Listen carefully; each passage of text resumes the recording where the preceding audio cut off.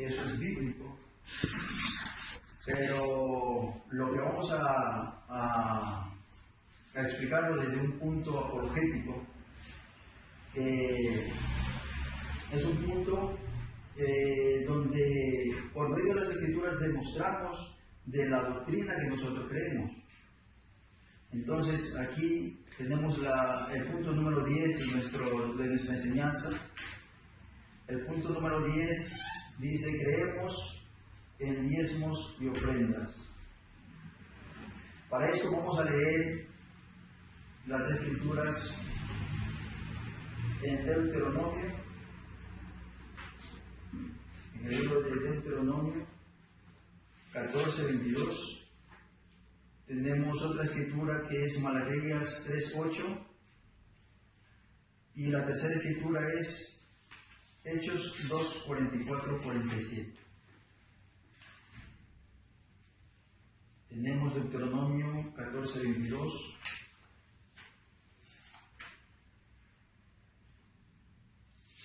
Dice así la palabra, leemos en el nombre del Señor Jesucristo, dice: indefectiblemente diezmarás todo el producto del grano que reñiere tu campo cada año, y comerás delante de Jehová tu Dios en el lugar que Él escogiere para poner allí su nombre, el diezmo de tu grano, de tu vino y de tu aceite, y las primicias de tus manadas y de tus ganados, para que aprendas a temer a Jehová tu Dios todos los días. Ahora leemos Malaquías 3:8-10.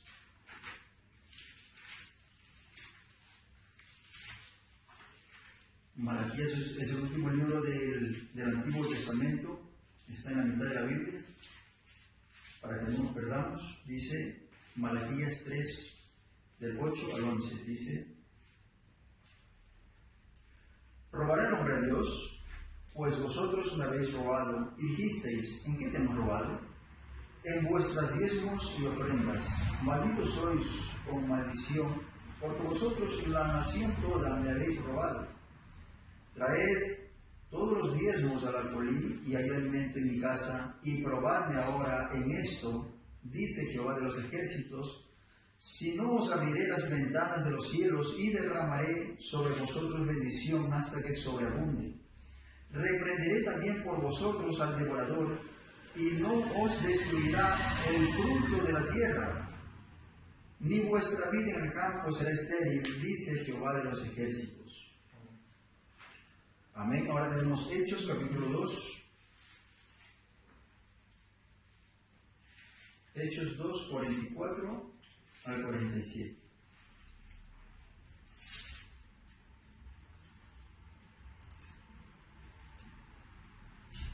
Dice: todos los que habían creído estaban juntos y tenían en común todas las cosas, y vendían sus propiedades y sus bienes, y los repartían a todos según la necesidad de cada uno, y perseverando unánimes cada día en el templo, y partiendo el pan en las casas, comían juntos con alegría y sencillez de corazón, alabando a Dios y teniendo favor con todo el pueblo, y el Señor añadía cada día a la iglesia a los que habían de ser salvos. Amén. Entonces, hemos leído estas tres escrituras, bueno, hay muchas más, y voy a presentar esto desde los puntos que hay en contra del diezmo.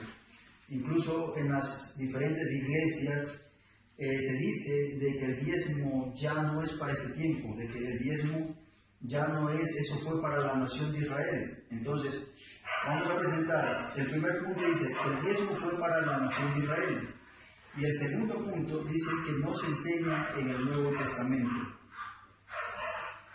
Pero nosotros vamos a ver que el diezmo no fue solo para la nación de Israel, porque el decir que fue solo para la nación de Israel sería que Dios expresamente creó el diezmo para ellos.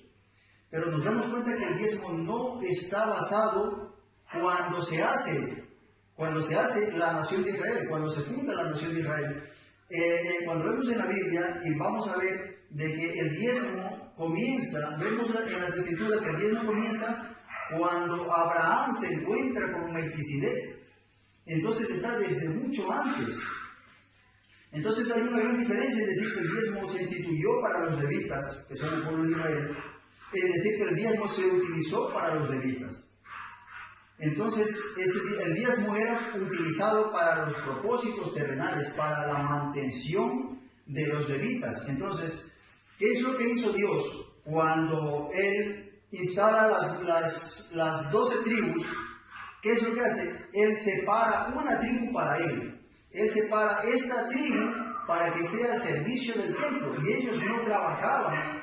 Ellos simplemente lo que hacían es recibían las ofrendas, traían los diezmos, como hemos leído aquí en Deuteronomio, que el pueblo de Israel, las 11 tribus, ellos trabajaban en la agricultura, en la avicultura. ¿Y qué es lo que hacían ellos? Traían ese diezmo, el 10%, y se lo daban a los levitas, a los sacerdotes que se dedicaban al servicio enteramente del templo.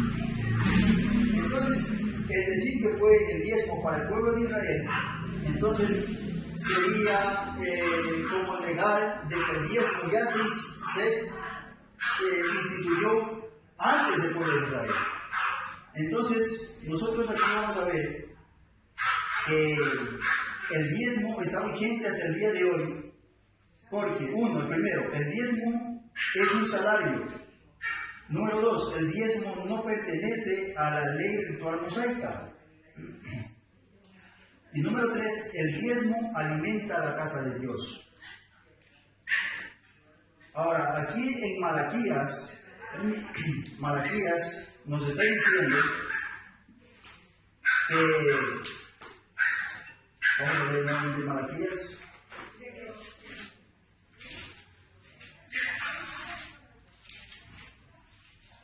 Dice Malaquías, capítulo 3, verso 8. Dice: ¿robará el hombre a Dios? Pues vosotros me habéis robado. Y dijisteis: ¿en qué te hemos robado? En vuestros diezmos y ofrendas.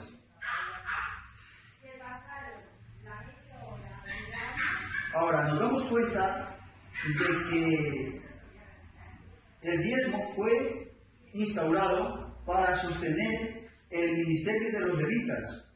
Hebreos 7:5 nos dice, vamos a leer también Hebreos 7:5, vamos a sacar todo lo que nos dicen las escrituras para poder llegar a una conclusión. Hebreos 7:5.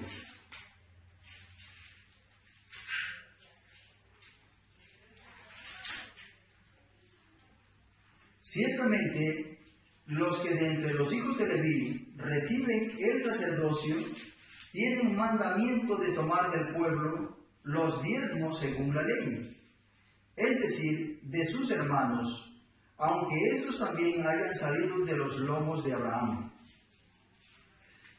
Entonces nos damos cuenta de aquí, a pesar de que el apóstol Pablo comienza a hablar y a decir de que la ley se terminó con la venida del Señor Jesús, este mandamiento de los diezmos todavía pasó al Nuevo Testamento, pasó porque la ley no se abrogó en su totalidad. Nos vamos a dar cuenta de que la ley dada a Moisés, cuando Dios dio la ley a Moisés, podemos ver de que se la puede dividir en tres partes. Se la puede dividir en la ley moral, la ley civil y la ley ritual. Entonces, esa ley, estos tres tipos de leyes, solamente la que se abolió fue la ley ritual. La ley moral dictaminaba la norma y conducta del pueblo de Israel. Eso era una ley que determinaba el comportamiento del pueblo. Como por ejemplo, pone: no levantarás falso testimonio, no matarás, no codiciarás la mujer de tu prójimo. Esa era una ley moral. Esa ley no podía quedarse abrogada. Esa ley tenía que continuar hasta nuestros días. Esa ley tenía que continuar en el Nuevo Testamento. A pesar de que no nos dice el Nuevo Testamento pero hay una ley dictaminada en el corazón de cada persona, porque incluso hay personas que nunca han escuchado de Dios. Hay personas en las selvas, hay personas en lugares donde no se ha escuchado la Biblia, pero nos dice en Romanos, el capítulo 2, de que ya hay una ley establecida en el corazón de los hombres. Ya nadie tiene que decirles a ellos qué es lo que está bien y qué es lo que está mal. ¿Ve? Hay algo dentro de ellos que les dice que matar no está bien, de que robar no está bien. ¿Ve? Entonces, dentro de ellos ya hay una ley establecida. Y entonces cuando viene el Señor Jesús, abroga la ley, pero hay una parte de la ley que Él la magnifica. ¿Ve? Y entonces nos damos cuenta de que el Señor Jesús vino y dijo: oíste que fue dicho, no cometerás adulterio, pero yo digo que cualquiera que mire a una mujer para codiciarla, ya adulteró con ella en su corazón. Entonces, esa ley, que pertenece a la ley moral, no terminó, sino que más bien fue magnificada por el Señor Jesús. ¿Ve? Por ejemplo, la ley civil de los judíos, ellos tenían una constitución política que determinaba y reglamentaba a la nación en su comercio, en sus construcciones, su código médico, sus casamientos y divorcios. Entonces, la ley civil, por ejemplo, un judío que tenía una propiedad y él perdía esa propiedad, la ley le dictaminaba de que él podía recuperar esa propiedad en un determinado tiempo, o a su vez un pariente cercano podía recuperarle esa propiedad que él había perdido. Entonces, esta ley, nos damos cuenta de que hay algunas cosas de la ley civil que ellos todavía la tienen en su constitución, pero hay mucha ley que prácticamente ha sido abolida de su constitución. Pero la ley ritual es la que nos dice que fue abolida. Esa es la ley que el apóstol Pablo nos dice que fue abolida. ¿Como cuál? Como por ejemplo sacrificio de animales, ofrenda de animales, el atavío de las mujeres. Entonces, ¿por qué fueron abolidas esta ley de sacrificios? ¿Por qué? Porque eso era solamente un símbolo. El sacrificio del animal era solamente un símbolo de un sacrificio perfecto que tenía que venir. Cuando una persona pecaba, un judío pecaba, ¿qué es lo que tenía que hacer él? Venir al templo arrepentido, pero él traía un cordero. Y la ley decía que tenía que ser un cordero, un animalito perfecto, que no tenía que tener rotura, que no tenía que tener imperfección alguna, que no tenía que ser ciego, que no tenía... Le ponía muchas condiciones para que ese animalito tenía que ser perfecto. ¿Por qué? Porque era un tipo del cordero perfecto que tenía que venir más adelante. Entonces, cuando ese pecador venía y traía su corderito al templo, ¿quién recibía el cordero? Era el sacerdote. En sí, la persona, el pecador, no podía venir y ofrecer él mismo. Tenía que venir al sacerdote, y el sacerdote era el vínculo entre Dios y el hombre. Venía el sacerdote y ofrecía el sacrificio, ¿no? Y Dios aceptaba el sacrificio, entonces ese hombre salía perdonado. ¿Quién había muerto? El corderito.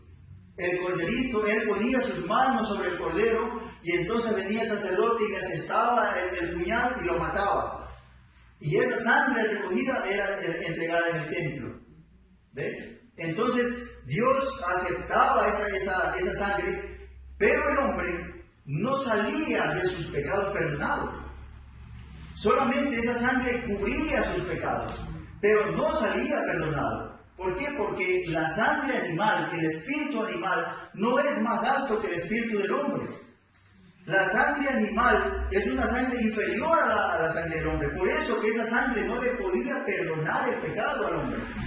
Entonces, ¿qué es lo que hacía la sangre animal? Solamente cubría sus pecados. ¿Ve? Pero tenía que venir el cordero perfecto, porque ese era solamente un tipo, una sombra del cordero que tenía que venir. Cuando viene el Señor Jesús y derrama su sangre, entonces ahora sí se le da un libre acceso al pecador. Ahora sí los pecados del hombre, después que viene el Señor Jesús, derrama su sangre, ahora sí los pecados le eran perdonados. Ya no eran solamente cubiertos con la sangre animal. Entonces, ¿qué es lo que hace el Señor Jesús? ¿Qué es lo que hace? La ley ritual que existía en el pueblo de Israel quedó terminada, quedó abolida. ¿Por qué? Porque ya vino el Cordero Perfecto. Entonces ese ritual ya no se hace. Ese ritual terminó. Y viene el apóstol Pablo y comienza a hablar y decir, vamos a leer aquí. Bueno, lo hemos leído. Vamos a leer Hebreos 10. Hebreos capítulo 10, vamos a leer desde el 1. Dice, porque la ley teniendo la sombra de los bienes venideros, no la imagen misma de las cosas, nunca se puede, por los mismos sacrificios que se ofrecen continuamente cada año, hacer perfectos a los que se acercan. Aquí nos está diciendo el apóstol Pablo que por mucho que el pecador venga y ofrezca el sacrificio, ellos no podían ser perdonados. Hasta que venga el Cordero Perfecto.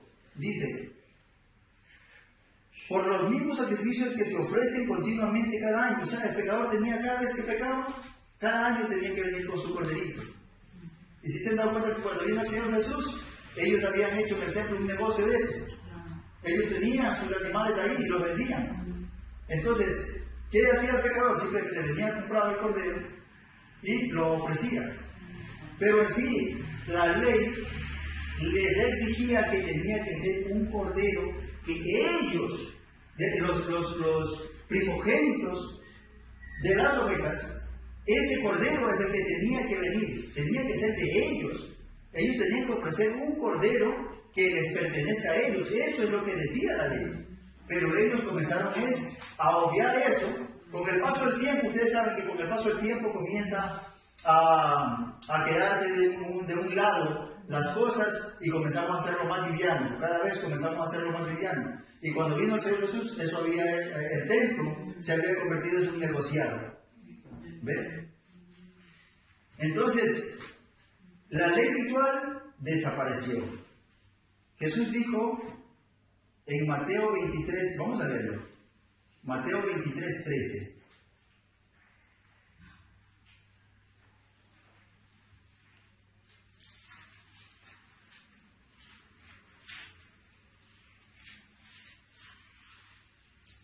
Dice, mas hay de vosotros, escribas y fariseos hipócritas, porque cerráis el reino de los cielos delante de los hombres, pues ni entráis vosotros ni dejáis entrar a los que están entrando. Hay de vosotros, escribas y fariseos hipócritas, porque devoráis las casas de las viudas y con pretexto hacéis largas oraciones. Por eso recibiréis mayor condenación. Hay de vosotros, escribas y fariseos hipócritas, porque recorréis mar y tierra para hacer un prosélito, y una vez hecho, le hacéis 2 veces más hijos del infierno.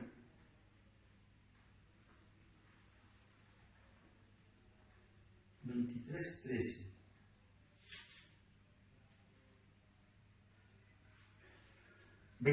Perdón, 23, 23. Hay de vosotros, escribas y fariseos hipócritas, porque diezmáis la menta y el eneldo y el comino, y dejáis lo más importante de la ley, la justicia, la misericordia y la fe. ¿Ve? Mira lo que dice a partir de aquí. Esto era necesario hacer, sin dejar de hacer aquello. O sea que los diezmos de la menta y el eneldo y el comino era necesario hacer. O sea, ellos habían dejado lo más importante que era la ley, lo más importante de la ley, la justicia, la misericordia, pero ellos diezmaban la menta y el eneldo. ¿Ve? Y el Señor Jesús se los está diciendo, que era necesario el diezmo, pero sin dejar de hacer lo otro. Entonces, nos damos cuenta que en el Nuevo Testamento también hay el diezmo. Ahora, veamos lo que dice preguntas y respuestas del 64. Hay una pregunta que le hacen al hermano Branham. Dice, ¿debería una persona pagar diezmos a un individuo o debería un cristiano trabajar? Claro que debería, dice él. Claro que debería. Él es el hombre que trabaja, el cristiano. Pagar diezmos a un individuo, eso depende de quién sea el individuo, ¿ve? Eso es correcto. Hebreos 7, la primera vez que se habló acerca de los diezmos, cuando en Hebreos, el capítulo 7, cuando Abraham volvía de la derrota de los reyes, se encontró con Melquisedec. Él le pagó el diezmo. Ese era Melquisedec, el rey de Salem, el cual es el rey de paz, el rey de justicia. Pero cuando usted paga diezmos, realmente usted recibe su alimento, es en donde usted debe sus diezmos. Traed todos vuestros diezmos a mi alfolí, dice Jehová. ¿Es correcto? Entonces, nos damos cuenta que todo lo que era ya para los levitas era una sombra para el ministerio de este tiempo. Ahora, vamos a pasar a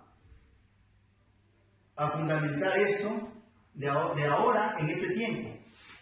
Nos damos cuenta de que el ministerio de los levitas, ¿no?, quedó instaurado para el pueblo de Israel, pero cuando pasamos al ministerio eclesiástico, ahora hay un ministerio que nos dice en Efesios 4:11 de que hay pastores, hay apóstoles, hay profetas, maestros y evangelistas. Hay un quíntuple ministerio que también están dedicados a la enseñanza de las Escrituras. Entonces, nos damos cuenta que si allá se necesitaba diezmar para la sustentación de aquellos sacerdotes, para la mantención del templo, y nos damos cuenta de que en el Nuevo Testamento se necesitaba mantener al huérfano, a la viuda, a los necesitados. Entonces nos damos cuenta que si para eso se necesitaba ya, entonces esa ley cuando pasa para este tiempo, tiene que pasar con las mismas condiciones. Entonces, en este tiempo, al haber un ministerio también, se necesita para la mantención de los ministros, se necesita para el mantenimiento del lugar y se necesita para la ayuda de las personas. Porque no solamente es las iglesias, cuando son levantadas las iglesias, son levantadas es para la ayuda de las personas. No solamente espiritual, sino también material. Entonces, el mensaje nos enseña de que nosotros nos debemos a los nuestros. La iglesia se debe a los nuestros. Si que hay una persona que está pasando necesidad y esa persona es un miembro de la iglesia, entonces la iglesia tiene todo el derecho de sustentarle a esa persona. Si que hay una mujer que ha quedado viuda y esa mujer es parte de la iglesia, entonces la iglesia tiene todo el derecho de sustentar a esta viuda. ¿Por qué? Porque la iglesia en sí, al ser los miembros, los que sostienen la iglesia, los diezmos son para la sustentación del ministro, para el mantenimiento del lugar y para la mantención de la gente, de los creyentes del lugar. Entonces, si yo estoy en un lugar y me estoy alimentando espiritualmente, estoy teniendo compañerismo, me siento bien en esa iglesia, cuando tengo un problema puedo ir y consultar con el ministro. Cuando tengo una pregunta, cuando quiero preguntar algo sobre el Evangelio, sobre las Escrituras, tengo a mi servicio a los pastores, a los predicadores. Entonces, también necesito diezmar, también necesito ofrendar. ¿Ve? ¿Por qué? Porque esto es como un restaurante. Así como nuestro cuerpo necesita comer, así mismo nuestro espíritu necesita ser alimentado. Nuestro espíritu necesita crecer espiritualmente. No podemos quedarnos, porque una vez que nos quedamos, que no recibimos palabra, que no nos alimentamos espiritualmente, la gente tiende a morir espiritualmente, a debilitarnos espiritualmente. Entonces, cuando una persona tiene necesidad de comer, el cuerpo físico le llama a comer, ¿qué es lo que tiene que hacer? Ir a un restaurante, pide lo que quiera y se alimenta su cuerpo. Entonces, así mismo espiritualmente, cuando la persona tiene necesidad espiritual, viene a la iglesia, ¿y qué es lo que hace? Recibe el alimento espiritual, recibe la tranquilidad, sabe que detrás de todo lo que él cree hay una posición, hay un fundamento, tiene un respaldo. Hay mucha gente, mire, que recién viene al Evangelio y se ve envuelto en problemas afuera, se ve envuelto en dificultades a veces policiales, ¿sabes? Y todo eso, el pastor, el que está al frente, tiene que instruirse de todo eso.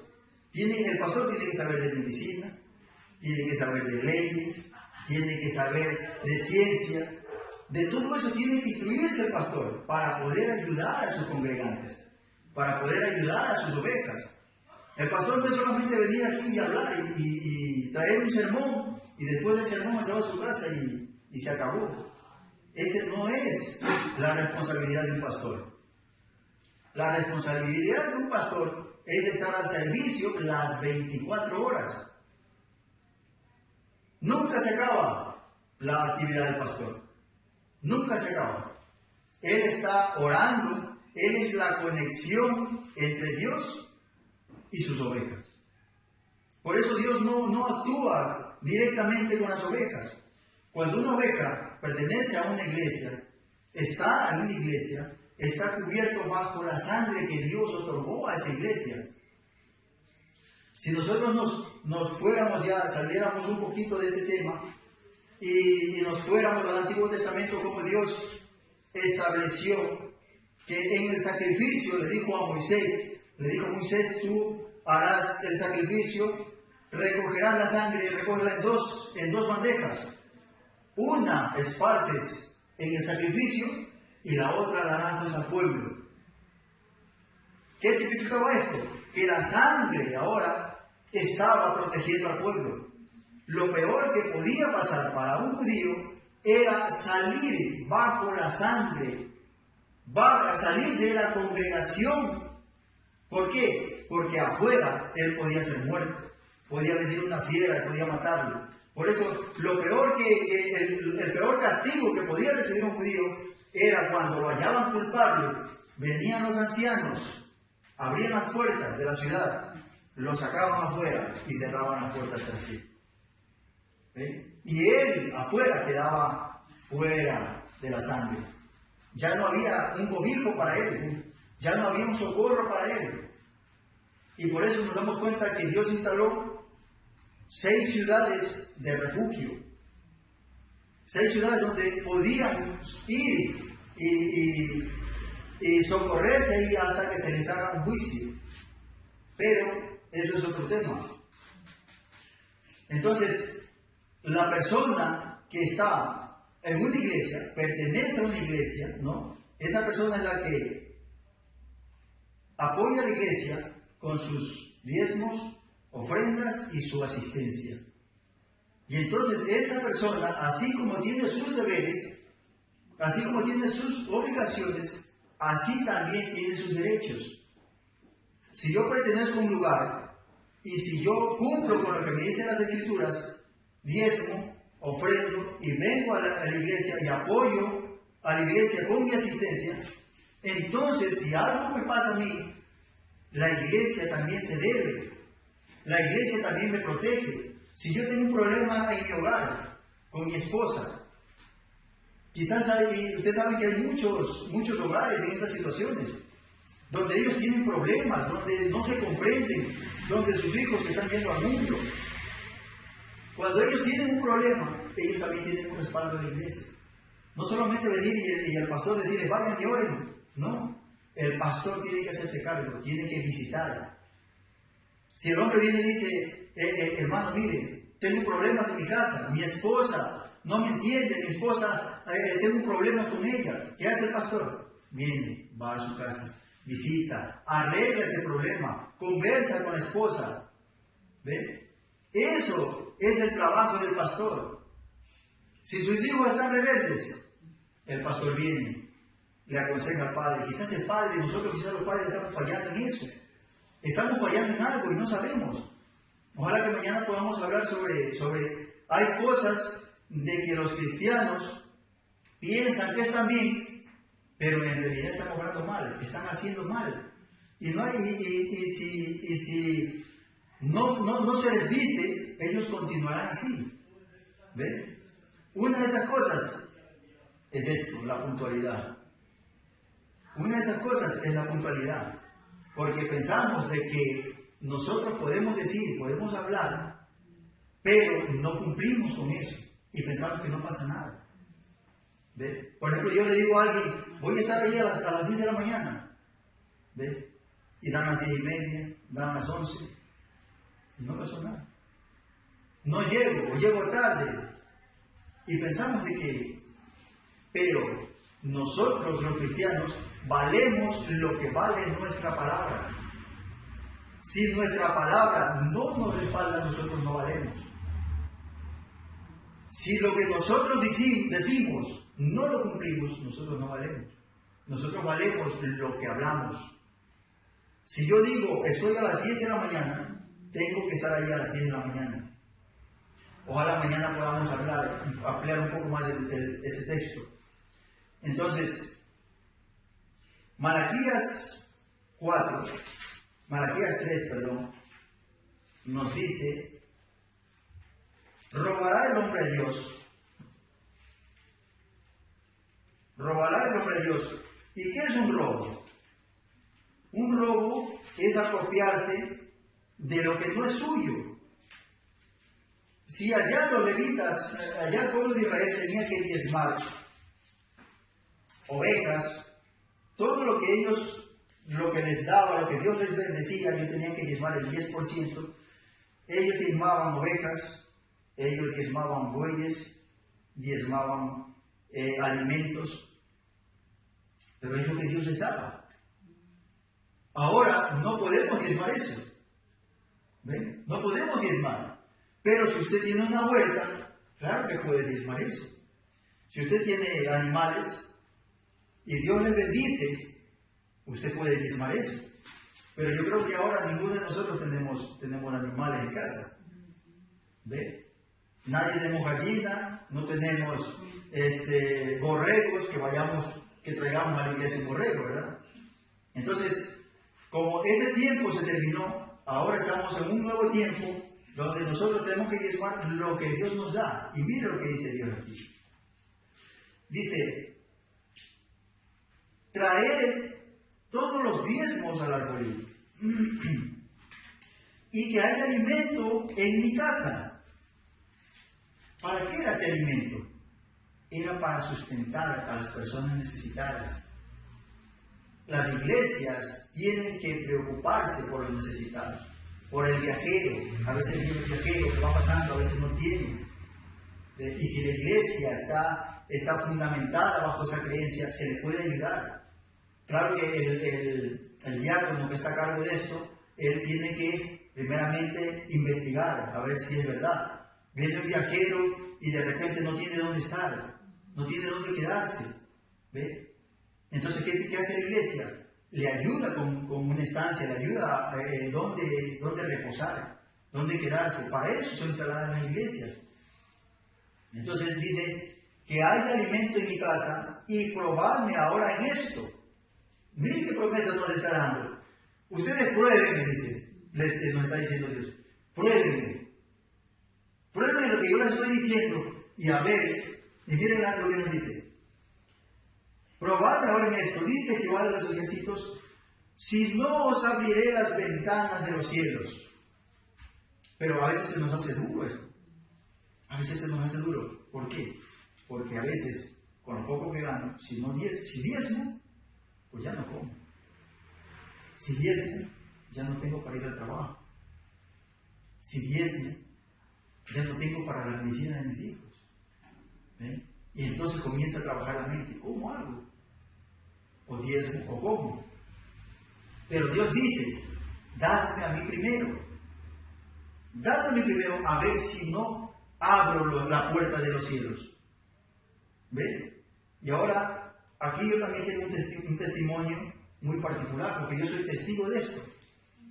Gracias a Dios, a mí, Dios me ha bendecido mucho, pero yo no siempre he estado así. También he pasado necesidad y he tenido que apartar. Lo poco que yo he tenido que apartar para el Señor.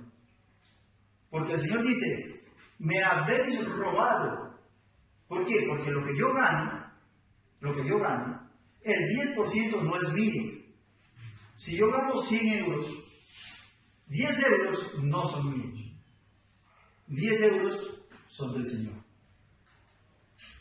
Ahora, Él no dijera me habéis robado, ¿no? Porque el dinero es vuestro y vosotros me lo tenéis que dar. No. Dice, me habéis robado porque eso que habéis tomado es mío, pero vosotros lo habéis gastado. Te lo habéis cogido, lo que es mío, te lo habéis cogido. ¿Ve? Y ahora nosotros decimos, ¿cómo le robamos a Dios? Y eso es lo que Él nos está diciendo. Dice, robaré el nombre de Dios, pues vosotros me habéis robado. Y dijiste, ¿en qué te hemos robado? En vuestros diezmos y ofrendas. Hay una maldición. Dice, malditos sois con maldición, porque vosotros, la nación toda, me habéis robado. Hay una maldición para aquel que le roba a Dios. Y por eso que a veces nosotros nos vemos envueltos en pobreza. A veces montamos un negocio y no nos va bien. Vamos a un trabajo y no nos va bien ese trabajo. A veces pensamos que ese trabajo es el indicado para nosotros, pero nos damos cuenta de que pasan 2 días, 3 días, no nos gusta el trabajo, nos echan del trabajo, no nos pagan. Yo he tenido a veces que trabajar y no me han pagado. A veces he tenido que trabajar y más bien yo ponerle dinero. ¿Ven? Pero eso, ¿cuándo es? Cuando no se cumple con Dios. Pero cuando usted cumple con Dios, usted deje todo en manos de Dios. ¿Se acabó? No hay más, no hay por qué esmerarse. Mire, Dios ha dictaminado para nosotros, ha dictaminado un día de 24 horas. Y Él nos dice en su palabra que nosotros no tenemos que trabajar con afán. Él nos dice que nosotros no nos matemos trabajando. Pero nosotros pasamos por alto eso. Y mientras más trabajamos, más estamos endeudados. Más nos endeudamos y más trabajamos. Ahora tenemos que hacer horas extras.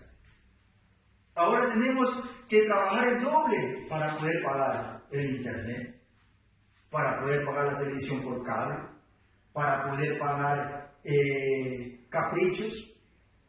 ¿Ve? ¿Por qué? Porque hemos sacado una tarjeta y ahora tenemos que trabajar el doble para poder pagar esa tarjeta.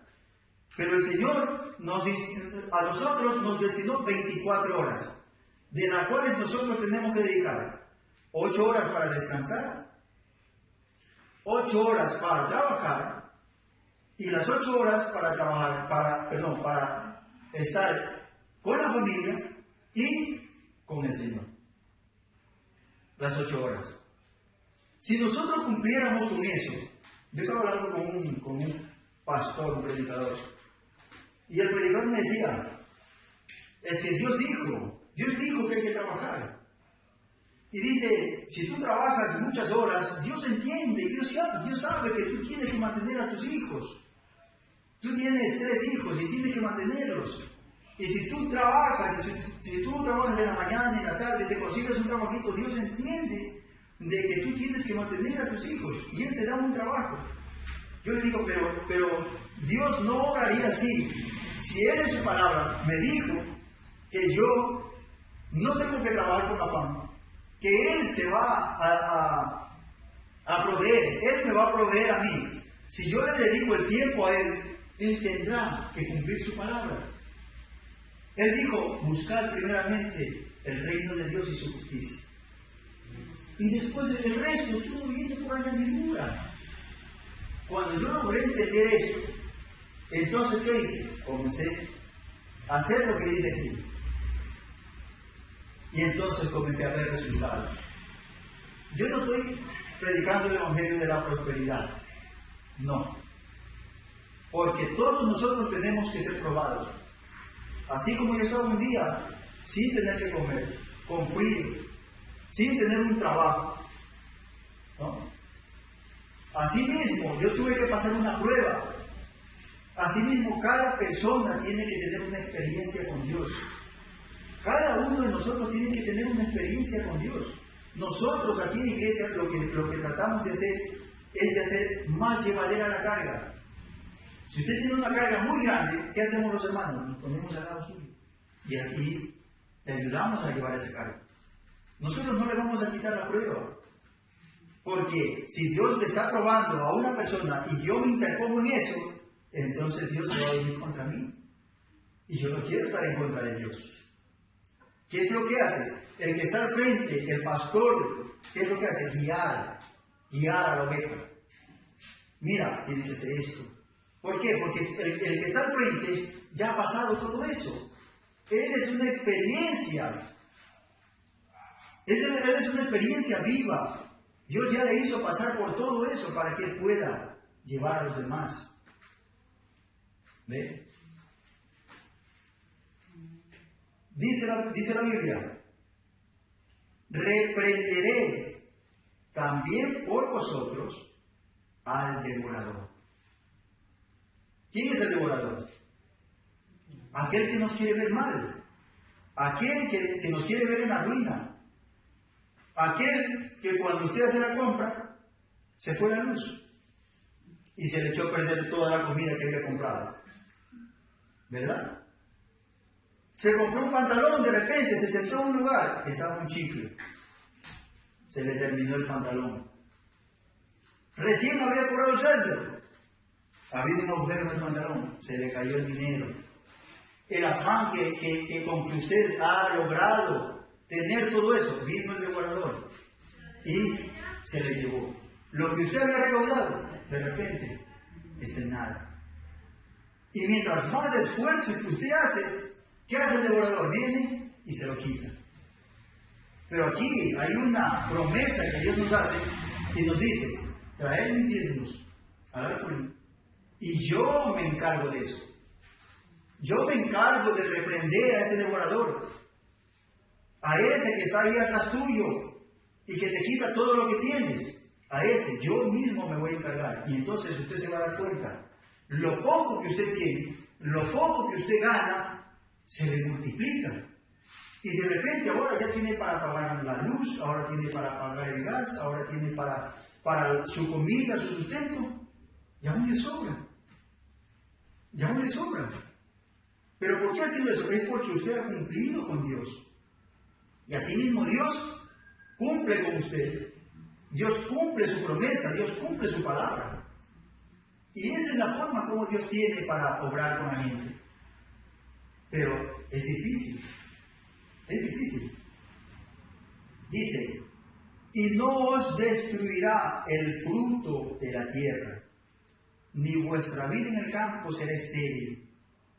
Todo lo que usted haga no va a ser estéril. Usted emprende un negocio le va a ir bien. Usted está en un trabajo. De repente el trabajo no es suyo. De repente usted trabaja para alguien y ese trabajo comienza a florecer. Y el dueño se da cuenta. ¿Por qué? ¿Por qué de repente comienza a haber más ganancia, comienza a haber más oportunidades? ¿Por qué? Desde que vino esto comenzó. Y eso es bíblico. Porque cuando José estaba en la casa de Potifar, dice que Dios bendijo la casa de Potifar. Los hijos de Dios, cuando han estado en tierras estériles, esas tierras han comenzado a producir. ¿Ven? Ese es un hijo de Dios. Donde Él va, hay bendición. ¿Ven? Entonces, dice, ni vuestra vida en el campo será estéril, dice Jehová de los ejércitos. Y todas las naciones os dirán, bienaventurados, porque seréis tierra deseable, dice Jehová de los ejércitos. ¿Ve? Entonces, primeramente tenemos que poner por obra lo que creemos, poner por obra lo que dice aquí la palabra. Mira lo que dice,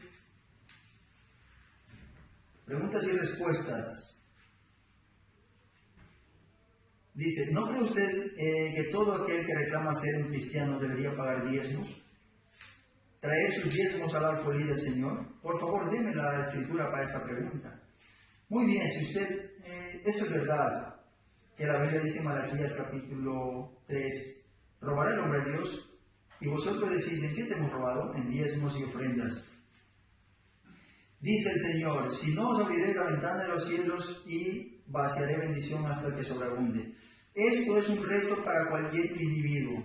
Si yo tuviera el tiempo, si no tuviera que predicarle esta escritura que traigo, lo cual quisiera exponer en los próximos 10 minutos, me gustaría darles a ustedes un testimonio personal de cómo yo, aún estando hambriento, y también mi madre y mis hermanos, y mi padre enfermo, sin embargo yo primero tomaba mis diezmos y se los daba a Dios.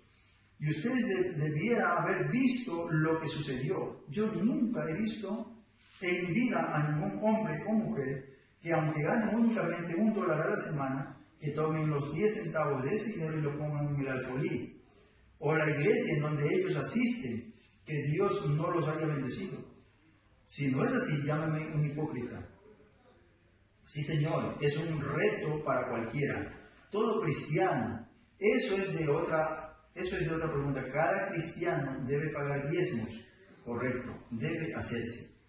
Incluso hay una línea en las iglesias del mensaje que ha puesto en entredicho esto de los diezmos, de que no se debe diezmar, de que eso ya pasó, de que eso fue para el pueblo de Israel.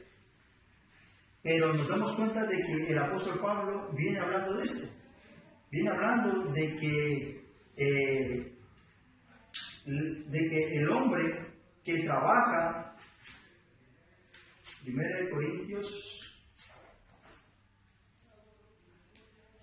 Timoteo 5, 17. 1 Timoteo 5, 17.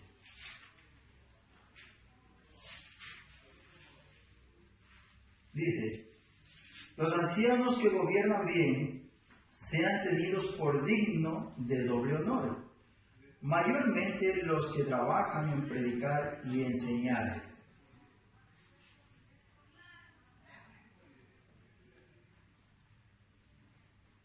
Dice en el verso 15, en el verso 16, si algún creyente o alguna creyente tiene viudas, que las mantenga y no sea gravada la iglesia, a fin de que haya lo suficiente para las que en verdad son viudas. ¿Ve? La iglesia tiene que mantener a sus viudas, pero tiene que cumplir requisitos la viuda para que sea mantenida por la iglesia.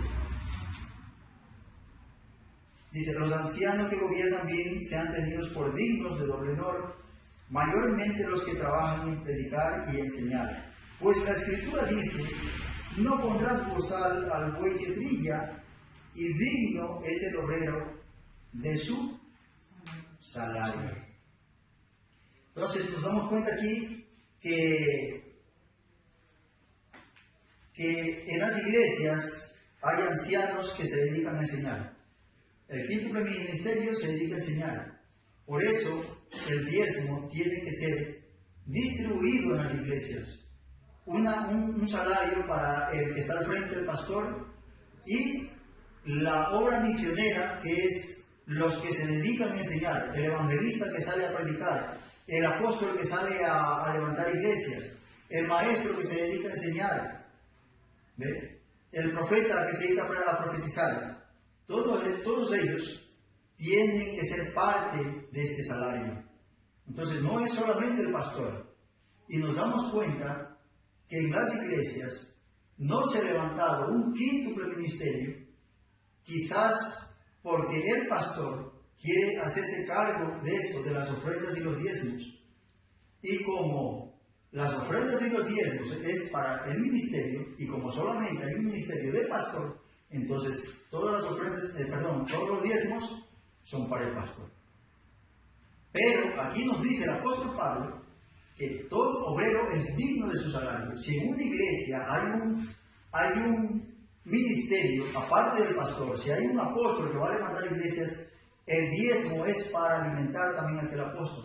El diezmo también es para alimentar la familia de aquel evangelista que sale a predicar. El diezmo también es para aquel profeta, ¿ve? No solamente para el pastor, para aquel maestro que se dedica a enseñar. Aquí nos dice eso el apóstol Pablo. Entonces, nos damos cuenta que las iglesias han cogido el quíntuple ministerio y lo han quitado de escena. ¿Por qué? Porque el pastor ahora está arriba, pues y todos los diezmos ahora son para el pastor. ¿Ven? Entonces, el apóstol Pablo aquí nos está enseñando de que todo obrero es digno de su salario. No pondrás bozal al buey que trilla. ¿Amén? Dice, con eso terminamos. Sí, Señor, yo creo en pagar diezmos. Es una de las bendiciones de Dios que ha sido probado, que es una bendición. Usted dice, eso es en el Antiguo Testamento. Es del Nuevo Testamento también. Sí, Señor. Dice, ¿y a quién asimismo dio Abraham los diezmos de todo? Bueno, al rey de Salem, esto es rey de paz. Y aquí ciertamente reciben los diezmos hombres mortales, en Hebreos 7:8. Y aquí ciertamente reciben los diezmos hombres mortales, pero allí uno de quien se da testimonio de que vive. Y por decirlo así, en Abraham pagó el diezmo también Leví, que recibe los diezmos. Entonces nos damos cuenta de que los diezmos son para el ministerio, las ofrendas para la mantención del lugar. Las ofrendas son para la mantención del lugar, para pagar la luz, para pagar... Porque esto, los edificios necesitan pagarse la luz, necesitan pagarse el agua, necesitan pagar el alquiler. Y entonces, si nosotros, así como vamos a un restaurante a comer, a que nosotros no vamos a un restaurante, comemos y le decimos muchas gracias, ha estado rica la comida, y nos vamos. ¿Verdad que nos seguimos así? ¿Verdad que nos van a decir, hey, tiene que pagar lo que ha comido? Se va lleno, está contento, ahora sí, tiene que pagar.